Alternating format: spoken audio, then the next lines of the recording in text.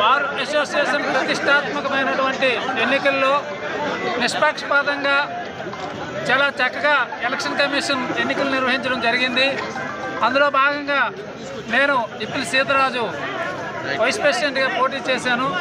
Vice ప్రెసిడెంట్గా 154 ఓట్లతో అఖండమైనటువంటి మెజారిటీని మన జిల్లా న్యాయవాదులు నాకు అందించారు.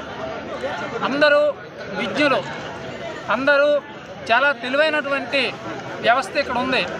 ఎటువంటి కార్యవర్గము, ఎటువంటి వ్యక్తి, ఎటువంటి వారికి ఓటు వేస్తే బార్ అసోసియేషన్కి మంచి జరుగుతుందనేటటువంటి విధి విధానాన్ని ఆలోచించి ఈరోజు ప్రజారంజకమైనటువంటి తీర్పునివ్వడం జరిగింది.